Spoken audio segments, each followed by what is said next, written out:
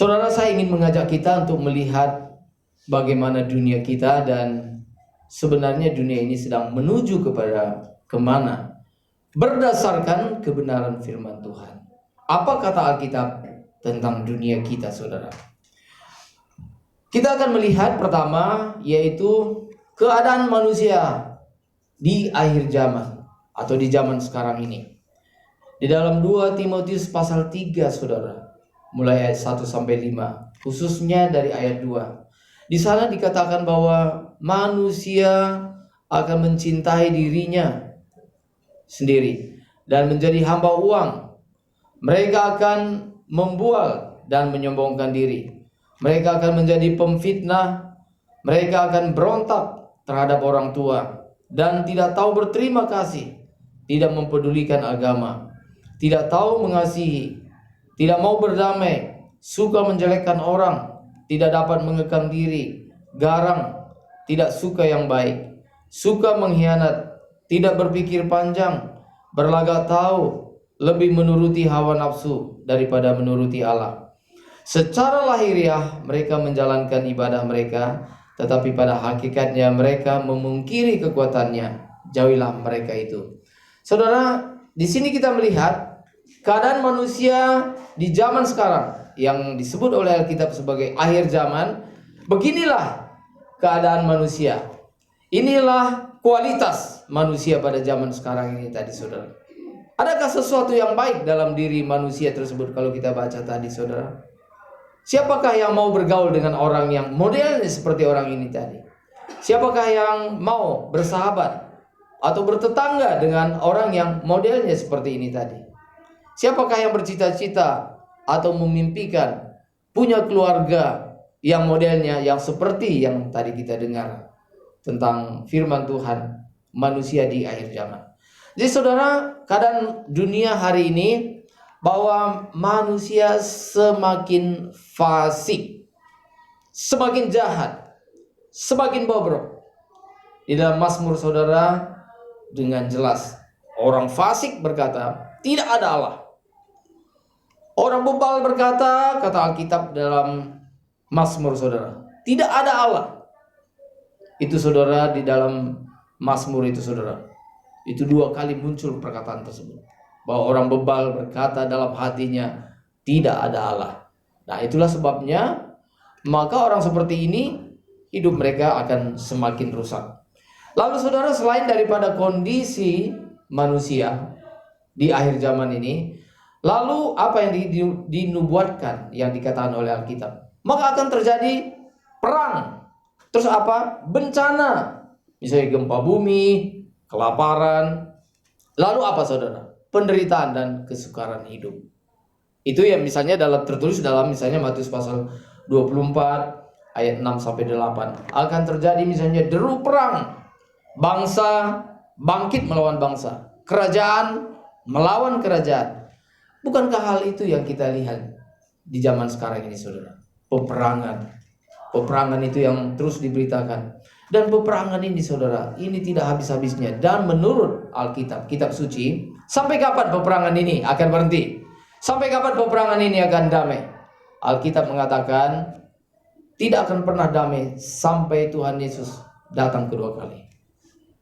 Jangan saudara pikir bahwa Israel, Palestina, lalu keadaan di jalur Gaza itu pada akhirnya akan damai. Tidak pernah damai, saudara. Sampai Tuhan Yesus datang kedua kali, yang namanya perang itu akan ada terus. Lalu sebelum kedatangan Tuhan Yesus itu tadi, itu belum kesudahan kata Tuhan Yesus. Itu kira-kira mendekati kesudahan, tapi belum kesudahannya. Itu tadi keadaan manusia yang bobrok, manusia semakin fasik. Kemudian itu akan ada perang. Terus ada apa? Ada bencana alam, misalnya gempa bumi. Saudara, kalau gempa itu akan menghancurkan banyak hal, saudara. Gempa bumi, kemudian bencana-bencana yang lain. Terus dikatakan ada kekeringan, ada kelaparan. Nggak usah dulu jauh-jauh, di daerah-daerah tertentu di Indonesia terjadi kelaparan, kekeringan, saudara, kekeringan, gagal panen. Dan saudara, kalau kita baca di berita, maka di negara-negara lain, saudara, sungguh-sungguh kelaparan ini bukan hanya cerita saja, saudara, tapi sungguh-sungguh ini terjadi. Selain daripada itu saudara, maka dikatakan bahwa di akhir zaman Rasul Paulus mengatakan akan datang masa yang sukar. Nah, jadi saudara, kita melihat manusia semakin bobrok, lalu ada perang, lalu ada bencana alam, misalnya gempa bumi, lalu ada kelaparan, ada sakit penyakit yang dulu kita nggak kenal muncul, dan penyakit ini membuat umat manusia sengsara. Lalu akhirnya, endingnya daripada bumi ini tadi, itu yang dikatakan oleh Rasul Petrus. Pada akhirnya bumi ini akan binasa dengan segala unsur-unsurnya di dalam nyala api. Nah, dalam nyala api. Itulah ending daripada bumi kita ini. Itulah ending daripada dunia ini, di mana manusia mengumpulkan harta benda di dalamnya. Pada akhirnya semua hangus terbakar, dan kita yang percaya kepada Tuhan, kita akan dipindahkan ke tempat yang lain. Itulah namanya langit baru, bumi baru. Jadi saudara, bumi kita yang kita tinggali sekarang ini suatu saat akan menjadi bumi yang usang, bumi yang lama. Ketika saudara bertemu di sorga, pernah tinggal di bumi yang lama? Iya pernah. Enakan mana? Bumi yang lama sama baru? Wah, enakan yang baru dong. Enakan di sini, gitu ya. Wah, kalau di bumi yang baru ini rasanya kita betah banget. Di bumi yang lama itu tinggal kenangan. Karena bumi yang lama itu dihancurkan dengan nyala api, sehingga bumi ini menjadi lautan api. Atau Bapak Gembala kita mengatakan menjadi danau api. Sebenarnya neraka itu nggak jauh, saudara. Neraka itu kemungkinan besar di dunia ini ketika dihancurkan menjadi lautan api. Nah, disitulah neraka itu. Jadi jarak antara dunia dan neraka itu dekat sekali. Kita sebenarnya sedang menempati satu tempat yang suatu saat akan jadi neraka. Nah, saudara yang dikasih oleh Tuhan, lalu kalau kita menyinggung tadi bagaimana keadaan manusia di akhir zaman, yang menarik ayat 5 dari 2 Timotius pasal 3 tadi. Secara lahiriah mereka menjalankan ibadah mereka, tetapi pada hakikatnya mereka memungkiri kekuatannya. Maksudnya kekuatannya ini maksudnya apa? Kekuatan dari agama itu sendiri. Mereka kelihatannya beribadah, tetapi mereka sebenarnya hidup mereka tidak dipengaruhi oleh ibadah itu tadi. Mereka beribadah, kelihatannya beribadah, tetapi sebenarnya inti daripada ibadah itu tadi, atau kuasa daripada ibadah itu tadi, sama sekali tidak mempengaruhi hidup mereka. Sehingga dikatakan bahwa mereka itu hanya ibadah secara lahiriah saja, saudara. Nah, orang seperti ini sangat berbahaya, saudara. Belum lagi, saudara, kita melihat di Indonesia.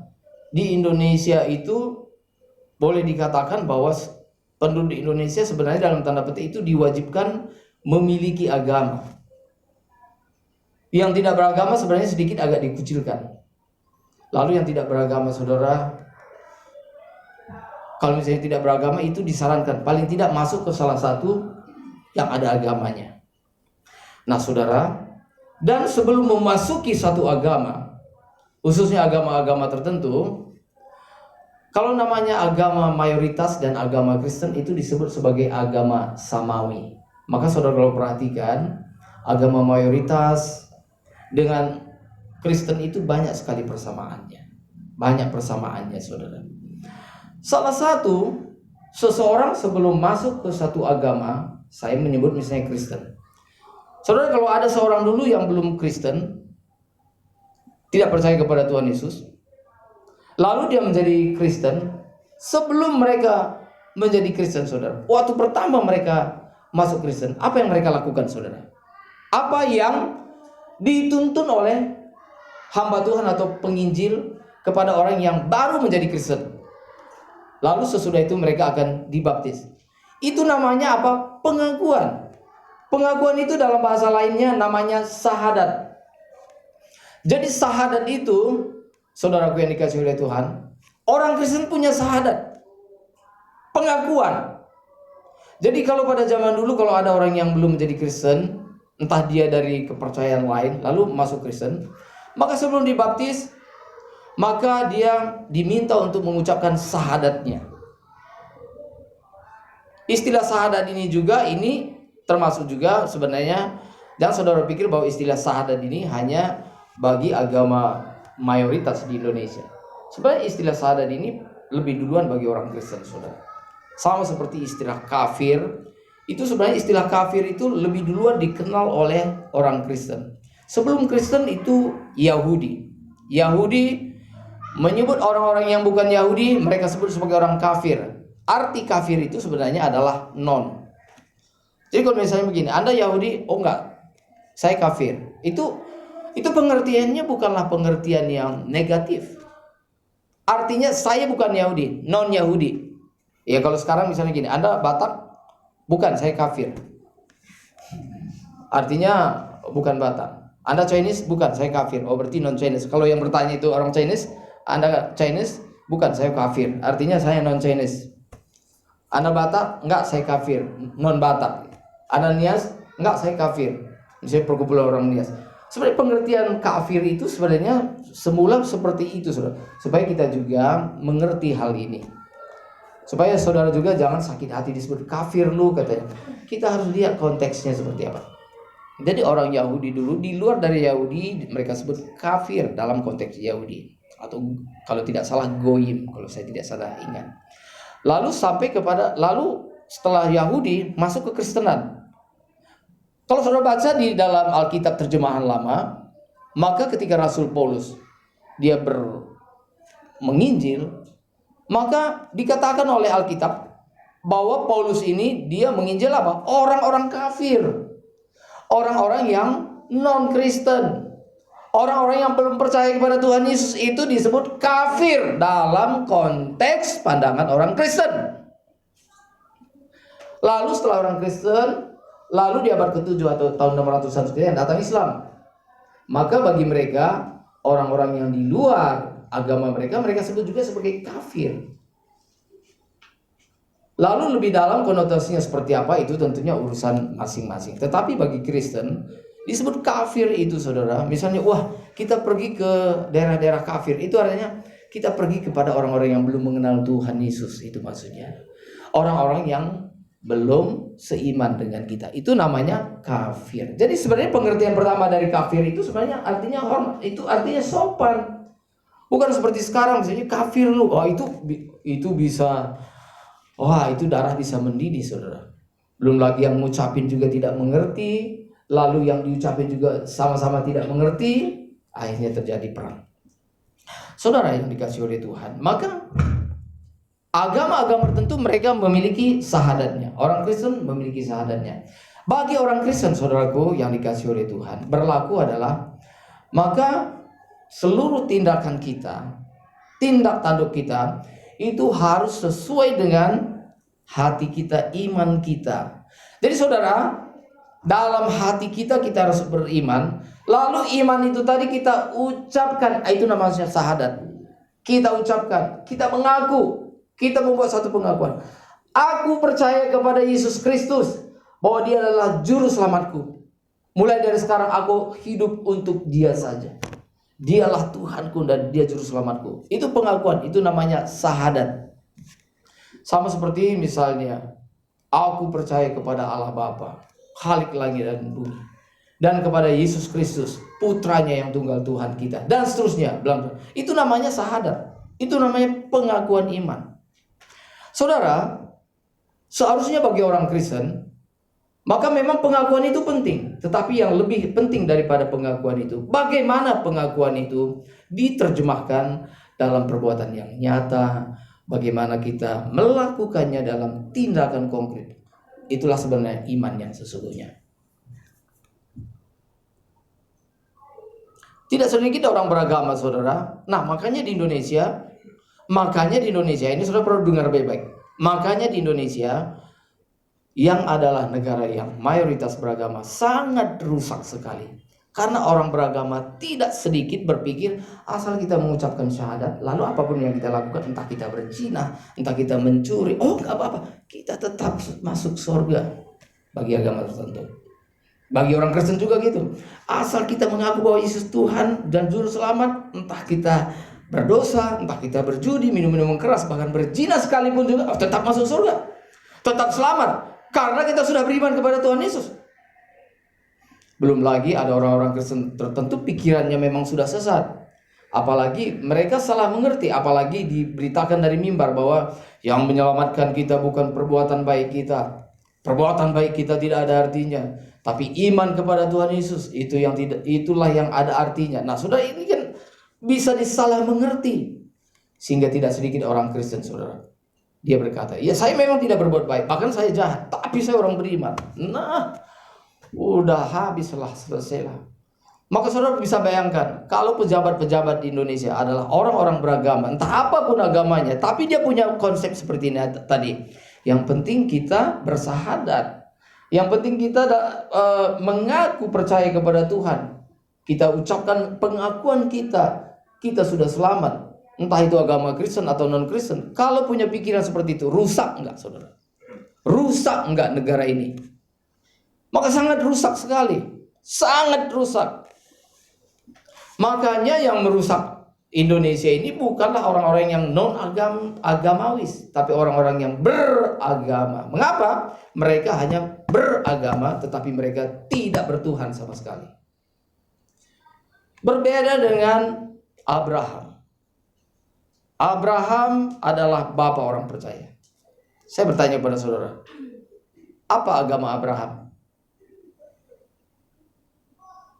Kristen? Oh tidak, Kristen belum ada. Yahudi, bahkan agama Yahudi juga belum ada. Jadi Abraham tidak beragama Yahudi, tidak beragama Kristen, dan agama yang lain. Ada misalnya orang Kristen mengatakan, oh Abraham, dia orang Kristen. Kalau orang Kristen kan mengaku Yesus Tuhan dan Juru Selamat. Yesus saja belum datang.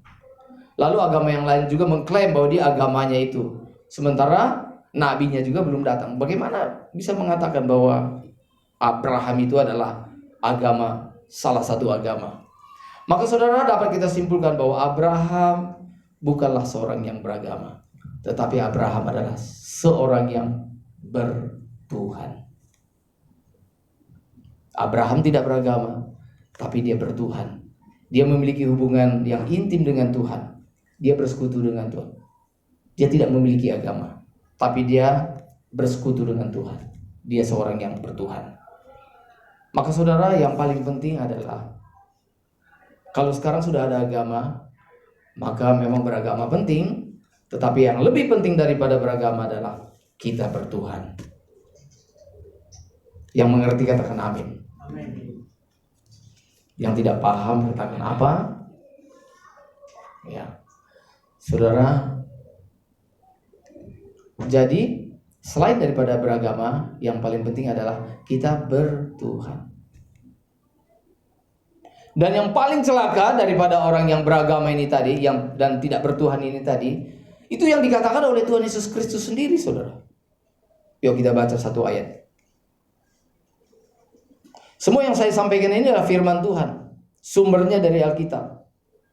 Kita baca dalam Yohanes pasal 16 ayat 2. Yohanes pasal 16 ayat yang kedua. Nah, ini diucapkan oleh Tuhan Yesus sendiri, bahwa akan datang ada masanya bahwa seseorang melakukan kejahatan pun mereka anggap itu enggak masalah, bahkan mereka anggap apa? Nah, coba kita lihat. Yohanes pasal 16 ayat yang kedua. 1, 2, 3. Kamu akan dikucilkan, bahkan akan datang saatnya bahwa setiap orang yang membunuh kamu akan menyangka bahwa ia apa? Berbuat bakti bagi Allah. Masih ingat peristiwa Mei 98? Sambil membakar rumah orang lain, sambil membunuh, sambil memperkosa, mereka teriak bahwa Allah itu besar. Mereka menganggap bahwa mereka sambil memperkosa, membunuh itu, mereka menganggap bahwa mereka sedang berbakti bagi Allahnya. Gila enggak? Rusak enggak orang seperti ini, saudara? Dan ini ada di Indonesia. Nah, jadi ini kalau hanya beragama saja, tapi kalau tidak bertuhan, itu manusia akan rusak sekali, saudara. Maka dikatakan, secara lahiriah mereka menjalankan ibadah agamanya, tetapi sebenarnya mereka memungkiri daripada pengaruh agama itu sendiri. Jadi kita sebagai orang Kristen, saudara yang dikasihi oleh Tuhan, jangan hanya ucapan kita saja percaya kepada Tuhan Yesus. Tetapi saudara, dari dalam hati kita memang kita sungguh-sungguh percaya. Lalu dari dalam hati itu tadi, itu kita ucapkan dengan sungguh-sungguh di hadapan Tuhan. Lalu saudara, perbuatan kita harus disertai dengan iman kita kepada Tuhan.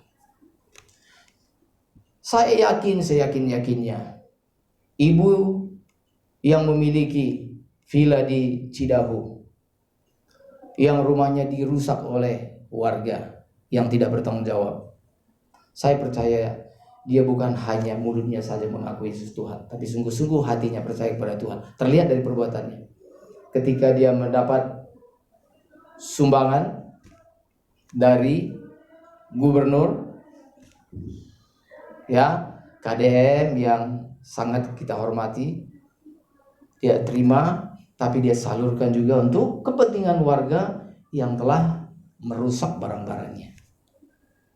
Ini kelihatan bahwa orang seperti ini, dia sungguh-sungguh bukan hanya beragama, tapi dia bertuhan. Orang seperti ini terlihat bahwa bukan hanya mulutnya mengakui Yesus Tuhan, tapi hidupnya menunjukkan bahwa dia sungguh-sungguh memiliki Tuhan. Sedangkan yang merusak itu tadi,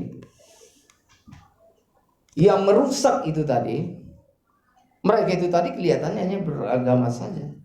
Yang dikatakan oleh Alkitab ini tadi, secara lahiriah menjalankan ibadahnya, tetapi mereka tidak sungguh-sungguh memiliki hidup yang benar. Bahkan tidak sedikit agama-agama tertentu, saudara, mereka sudah merusak, yang tadi saya katakan, merusak, membunuh, memperkosa, membakar rumah orang lain, menganggap itu sebagai satu ibadah kepada Allahnya.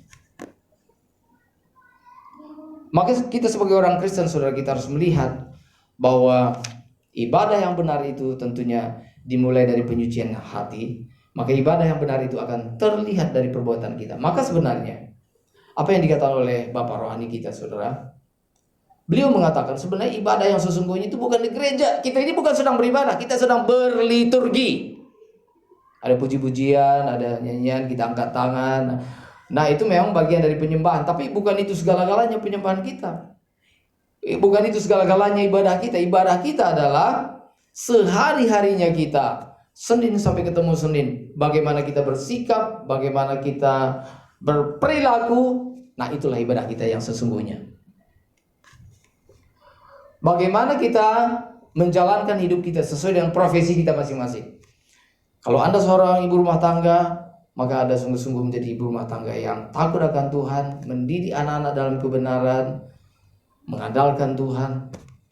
Kalau Anda seorang wirausaha, maka saudara mengandalkan Tuhan dan saudara menganggap bahwa apa yang saudara tangani ini adalah milik Tuhan, dan saudara akan bekerja dengan bertanggung jawab, dan apapun pekerjaan kita lakukan dengan sungguh-sungguh. Itulah ibadah kita yang sesungguhnya.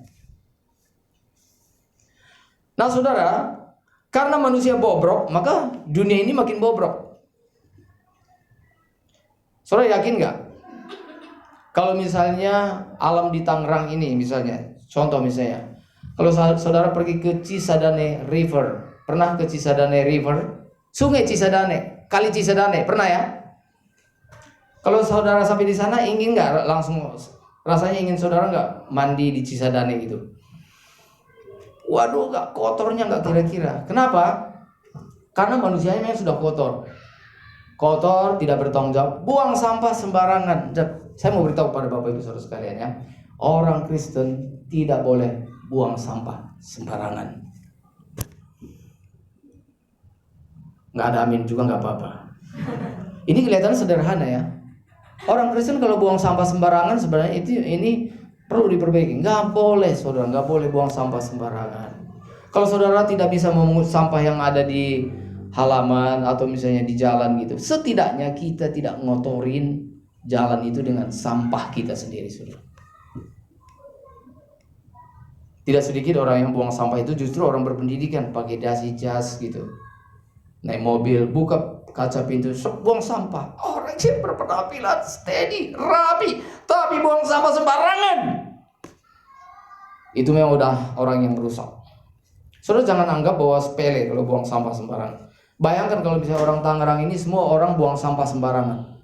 Misalnya di depan tempat ibadah kita, semua orang buang sampah sembarangan. Tempat ibadah kita jadi apa? Gitu saudara. Jadi orang Kristen tidak boleh buang sampah sembarangan. Katakan kiri kanannya, jangan buang sampah sembarangan. Karena Anda bukan orang sembarangan. Ya, selamat datang guru-guru sekolah minggu. Jangan buang sampah sembarangan karena Anda bukan orang sembarangan. Amin. Iya, gitu saudara. Kita udah hari-harinya buang sampah, misalnya. Ya termasuk kita bawa kendaraan, bawa motor, sebenarnya knalpot kita sebenarnya udah buang sampah ya. Tapi kan itu sesuatu yang kita tidak bisa cegah. Kan nggak mungkin misalnya, aduh gimana nih supaya, ya itu sesuatu yang paling tidak yang bisa kita cegah, kita jangan lakukan. Saudara yang dikasihi oleh Tuhan, Indonesia adalah negara yang beragama yang juga menekankan tentang kebersihan.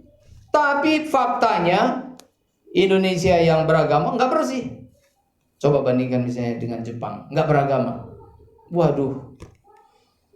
Coba kalau misalnya suatu saat ditukar misalnya penduduk Jepang di satu kota, misalnya kota Yokohama misalnya, pindah ke Tangerang. Lalu orang Tangerang dipindahkan ke Yokohama misalnya, di sana sungainya, misalnya di sana ada sungai yang jernih gitu. Saudara bisa bayangkan berapa misalnya mungkin diadakan misalnya semacam uji coba 10 tahun. Kalau misalnya di Tangerang ini dikelola oleh orang Jepang selama 10 tahun, maka Sungai Cisadane itu akan berubah menjadi indah sekali. Itu syuting film pasti banyak di sana, ya. Cisadane River latar belakangnya gitu ya, dimana seorang pemuda mengatakan I love you so much gitu ya, latar belakangnya Cisadane River. Maka yang selain diingat itu, selain daripada dialognya itu, yang mereka ingat, Cisadane itu sangat menggetarkan, kapan ya kita bisa ke Cisadane gitu. Lalu di Tangerang ini berubah menjadi indah luar biasa karena dikelola oleh orang yang bertanggung jawab, sekalipun mereka tidak beragama. Tapi mereka sebenarnya memiliki hati yang takut akan Tuhan. Lalu kita lihat apa yang terjadi di Yokohama 10 tahun kemudian ketika dikelola oleh orang Tangerang yang beragama. Saudara bisa bayangkan, sungai yang tadinya bersih jadi berantakan gitu. Wah, orang Tangerang lebih banyak mati setiap tahun. Kenapa? Di Jepang sering gempa, nggak terbiasa menghadapi gempa. Sekali gempa mati semua. Sekali gempa itu mayoritas mati karena nggak terbiasa menghadapi gempa. Di sini orang Jepang sekali-sekali menghadapi gempa, mereka udah biasa, sangat biasa. Mereka sudah diajarkan kepada anak-anak mereka kalau misalnya datang gempa gimana, dan mereka sudah sangat cekatan sekali. Mana yang lebih sering mati di jalan saudara? Kucing rumah atau kucing jalanan? Yang sering kelindas sama mobil, sama kendaraan. Kucing rumah. Kucing rumah itu saudara, wah itu nggak punya keahlian apa-apa, ya nyebrang pun ya nggak tahu. Tapi kalau kucing jalanan, dia udah tahu. Misalnya truk masih jalan, gampang dia tahu sela-selanya gitu, selamat gitu. Kucing rumah sekali keluar kelindes, langsung innalillahi. Sekali saja keluar.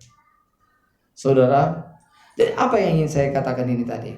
Artinya saudaraku yang dikasihi oleh Tuhan, iman kita itu harus terlihat dalam sikap kita dan dalam perbuatan kita. Nggak ada cara lain saudara. Maka apa yang Tuhan minta bagi kita saudara, di tengah-tengah situasi kita yang semakin buruk di dunia ini saudara, mari kita baca bersama-sama dalam 2 Korintus pasal 6 ayat 17. 2 Korintus pasal 6 ayat 17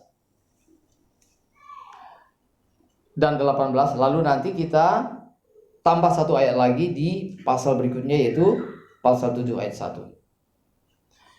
2 Korintus pasal 6 ayat 17. Mari kita akan baca bergantian. Ayat 17 dibaca oleh pria, kemudian ayat 18 dibaca oleh wanita. Lalu nanti 2 Korintus 7 ayat 1 kita baca bersama-sama.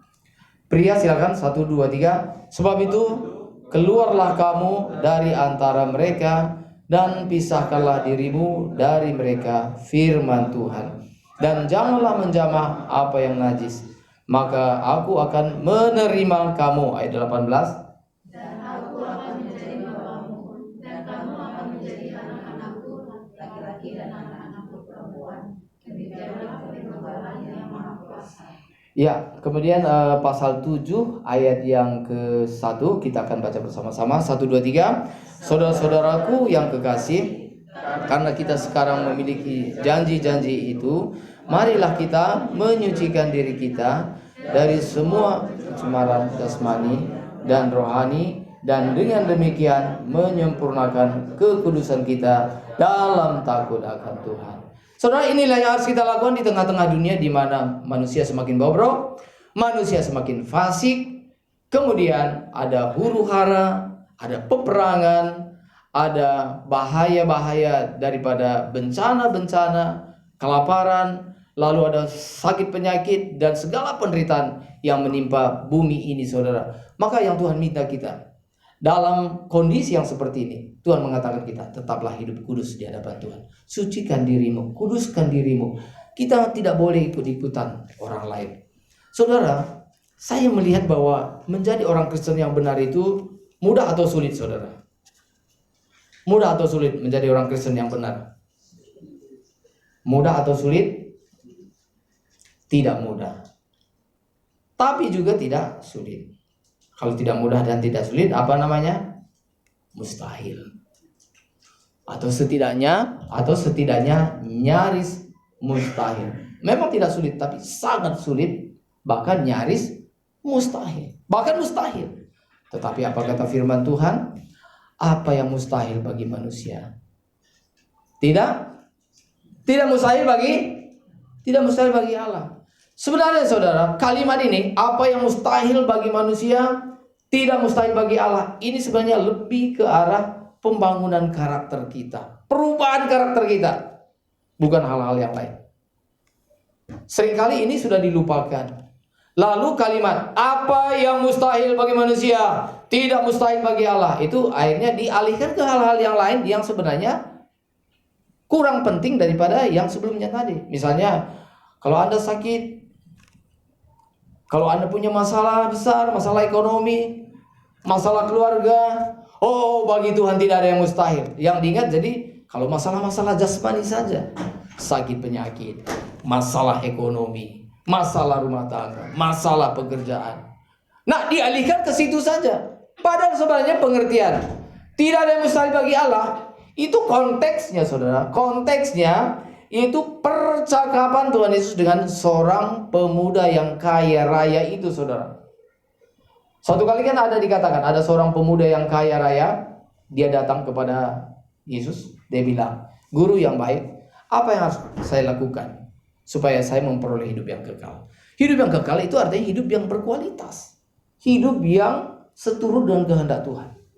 Lalu Tuhan Yesus mengatakan, "Engkau sudah mendengar firman Tuhan, jangan membunuh, jangan berzina, jangan mencuri." Lalu anak muda itu tadi mengatakan, "Semua itu telah aku lakukan, dari dulu saya sudah lakukan." Dan Tuhan Yesus tidak membantah loh. Tuhan Yesus tidak membantah. Tuhan Yesus nggak bilang begini, masa gitu. Enggak.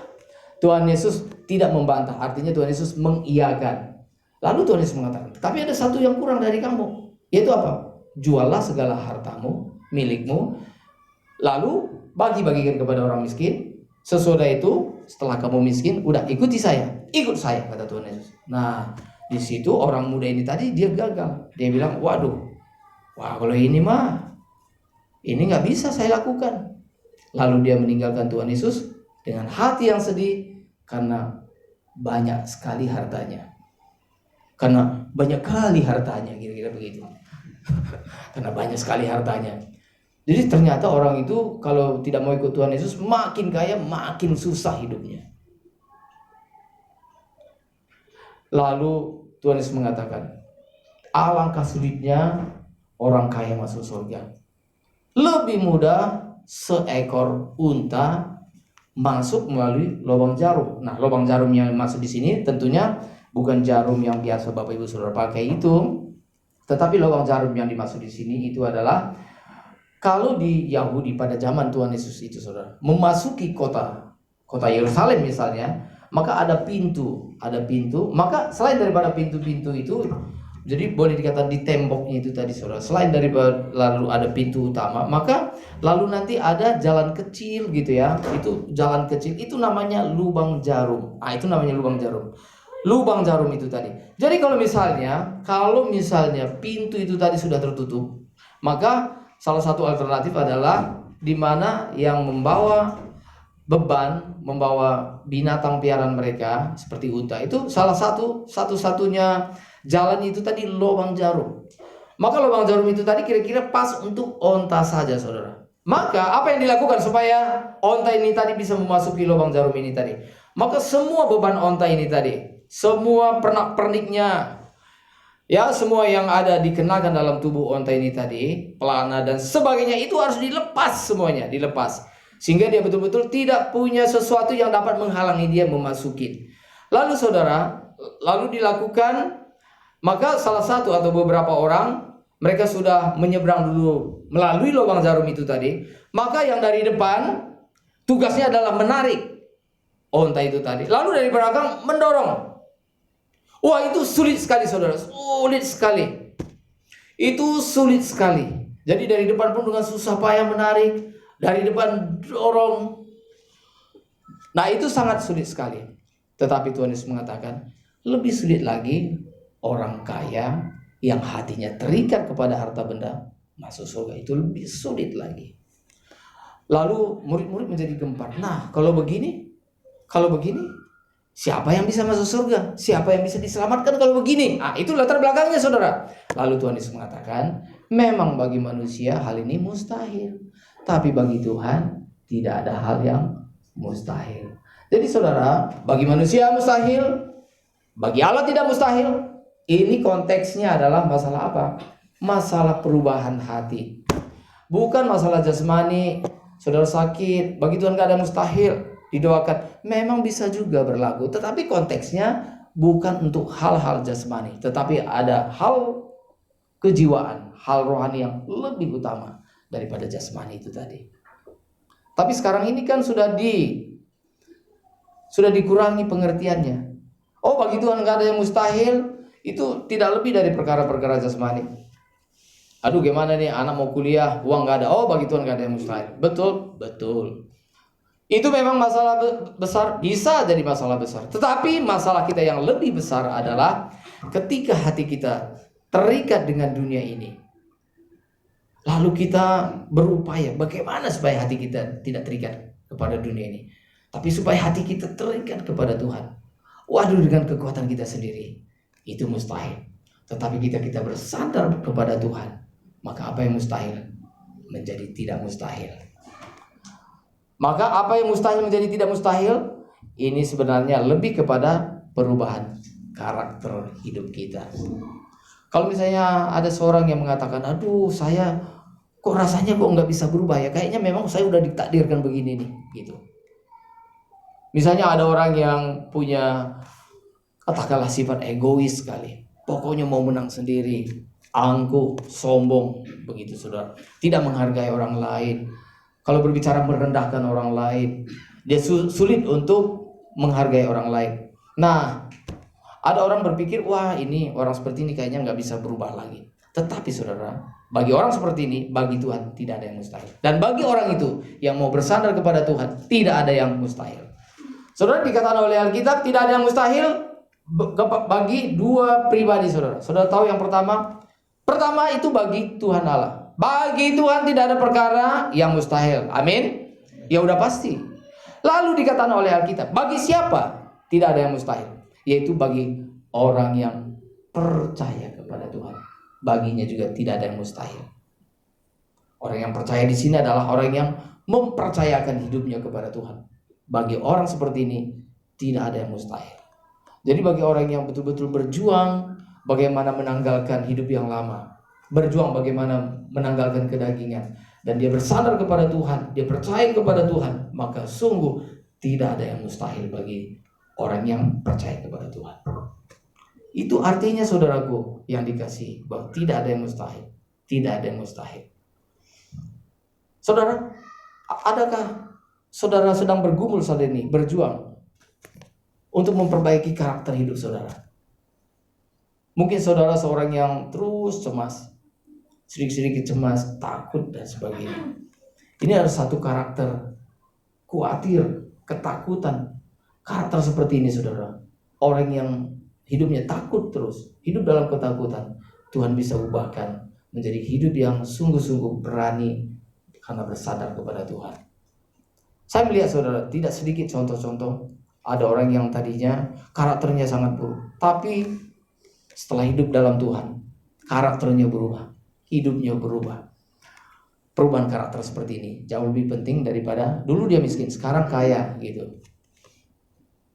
Kira-kira di hadapan Tuhan lebih berharga mana ya? Dulu orang ini jahat, tapi sekarang baik. Daripada dulu orangnya miskin banget, tapi sekarang dia udah kaya raya. Oke. Tidak sedikit orang Kristen mengatakan, oh yang penting dia dulu miskin sekarang kaya raya, ini sukses gitu. Belum tentu. Apakah di hadapan Tuhan orang yang dulunya miskin sekarang kaya itu namanya sudah sukses di hadapan Tuhan? Belum tentu. Ada orang yang tadinya miskin, ya, tapi karakternya nggak berubah. Lalu setelah jadi kaya dia menjadi sombong, jadi angkuh, nggak peduli lagi dengan oh siapa kamu gitu. Dulu dengan temannya dekat, lalu setelah itu ada siapa ya gitu ya. Waduh, jadi sombong.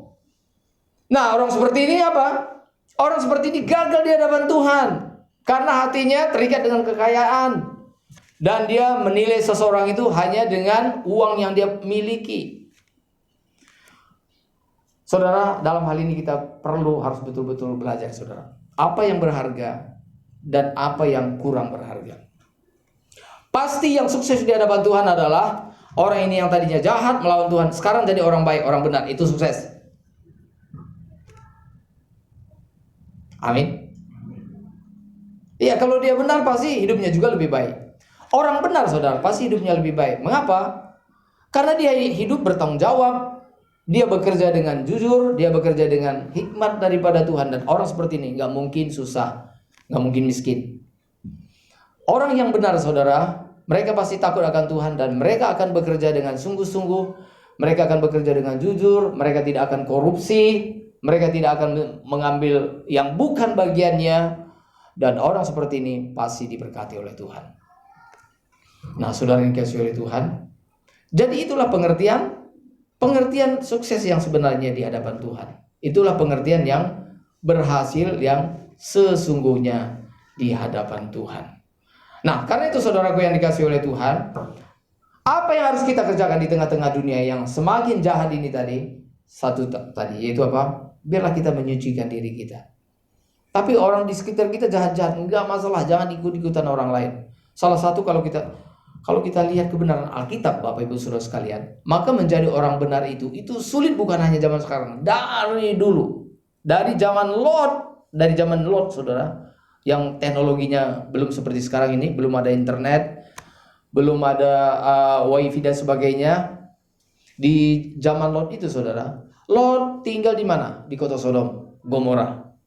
Bagaimana kehidupan orang-orang Sodom dan Gomora? Mereka sudah terbiasa hidup dalam percabulan. Mereka sudah terbiasa hidup dalam kecemaran. Tapi satu hal yang menarik saudara, di tengah-tengah kejahatan seperti itu, Lot dia dapat mendidik kedua anak gadisnya ketika keluar daripada Sodom dan Gomora masih tetap perawan. Itu berarti bahwa Lot dia sungguh-sungguh mendidik anaknya dengan benar. Kita jangan hanya melihat kegagalan Lot saja. Jangan kita hanya melihat kegagalan Lot bahwa memang istrinya Lot itu memang ya materialistis ya, mata duitan, betul ya? Saudara masih ingat ketika api dijatuhkan di Sodom dan Gomora, yang diselamatkan oleh Tuhan, yang didoakan oleh Abraham itu ternyata kan pertama Tuhan bilang begini kepada Abraham, saya mau hancurkan Sodom dan Gomora, saya mau bakar gitu. Lalu Abraham dia langsung ingat ponakannya gitu ya. Waduh, ini di sana kalau semua dibakar berarti ponakan saya juga ikut dong gitu ya. Ponakannya.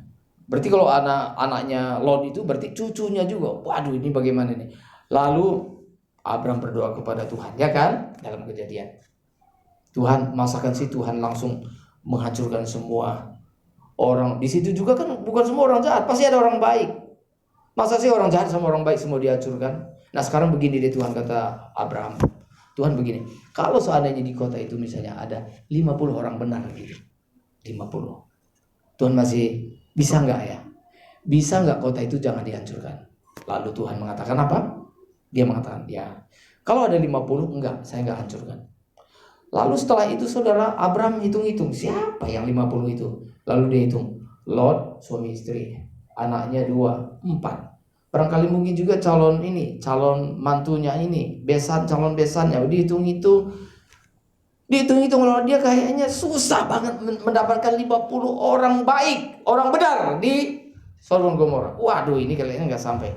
Lalu dinego lagi, ditawar. Wah, gimana kalau 40 Tuhan? Yang 40 juga bisa. Ya bisalah gitu. Dihitung-hitung 40 ya, dihitung.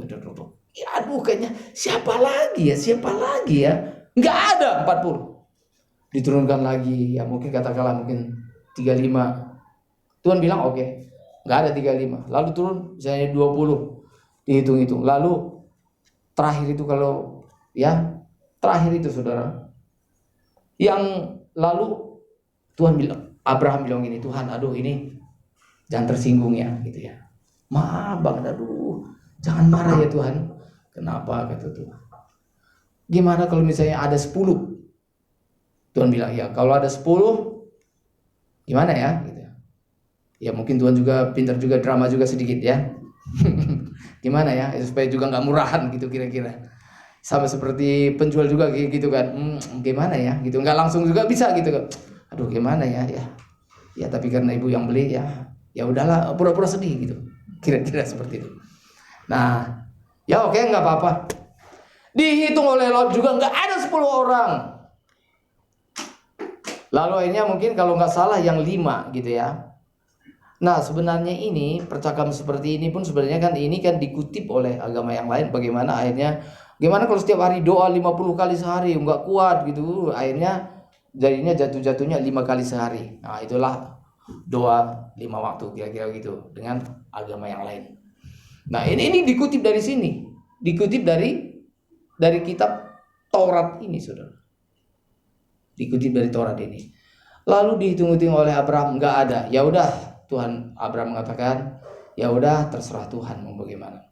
Dan Tuhan mengatakan karena memang tidak memenuhi kuota, memang Sodom dan Gomora tetap harus dihancurkan. Jadi gimana? Lot itu diungsikan. Lot dan keluarga yang diungsikan. Dan malaikat Tuhan datang menemui keluarga Lot. Dia bilang cepat. Sebentar lagi ini datang, apinya udah turun gitu ya. Cepat. Kira-kira udah pembukaan berapa kira-kira begitu ya. Cepat. Lari gitu. Nah, tetapi istrinya Lot ini dia berlambat-lambat karena dia berpikir, waduh ini berlian saya, emas saya, aduh gimana bawanya, mungkin dikumpul-kumpul banyak, aduh gimana, belum lagi ini hadiah dari suami saya waktu itu cincin yang bagus dikumpul-kumpul, gelang, kalung, waduh bagus kan, belum lagi harta-harta yang lain gitu, lalu dibungkus gitu. Nah dia memikirkan, yang dia pikirkan itu adalah hartanya bukan nyawanya. Sampai akhirnya gimana, malaikat Tuhan udah gak sabar, dia tarik tangan mereka, ayo lari gitu. Jadi semuanya keluar dengan tangan kosong. Bahkan tidak sempat bawa handphone pun. Saudara lihat di Alkitab, ada nggak Lot keluar bawa handphone? Nggak ada. Nggak sempat gitu. Handphone pun nggak sempat dibawa. Saudara kalau kemana-mana yang saudara pertama amankan kan handphone kan. Nah handphone pun nggak diselamatkan. Kira-kira seperti itu. Saudara, kira-kira di tengah perjalanan, lalu Tuhan mulai menurunkan api itu tadi. Dan malaikat Tuhan mengatakan jangan menoleh, lari saja terus, tinggalkan kota itu sejauh mungkin. Tetapi Alkitab mencatat saudara, istrinya Lot udah gak sabar lagi. Dia mau lihat gimana ya rumahku, bagaimana ya keadaannya gitu ya. Dia noleh menjadi apa? Jadi tiang garam saudara, menjadi tiang garam. Jadi dia mati di tempat. Sementara Lot dan kedua anaknya terus melarikan diri dan mereka selamat. Saudara, yang ingin saya sampaikan di sini bahwa di zaman Lot pun juga untuk hidup benar itu sangat sulit. Tetapi Lot luar biasa. Di tengah-tengah hal yang mustahil itu tadi, dia tetap mempertahankan kelakuan yang bersih. Apalagi zaman kita sekarang, saudara, kita percaya bahwa Tuhan pasti tolong kita. Roh Kudus menyertai kita. Tuhan tidak pernah meninggalkan kita. Maka kita harus memilih untuk hidup benar di hadapan Tuhan. Pilihlah untuk hidup benar di hadapan Tuhan. Jangan ikut-ikutan. Yang terakhir ingin saya sampaikan. Mengapa kita harus hidup benar di hadapan Tuhan, saudara? Maka Alkitab mencatat, karena besar upah yang menanti kita. Kita ini sedang dalam perjuangan, dalam pertarungan, saudara. Soalnya pertarungan kita ini antara hidup dan mati. Lebih daripada seorang ibu yang mau melahirkan antara hidup dan mati. Pertarungan kita lebih dari itu, saudara.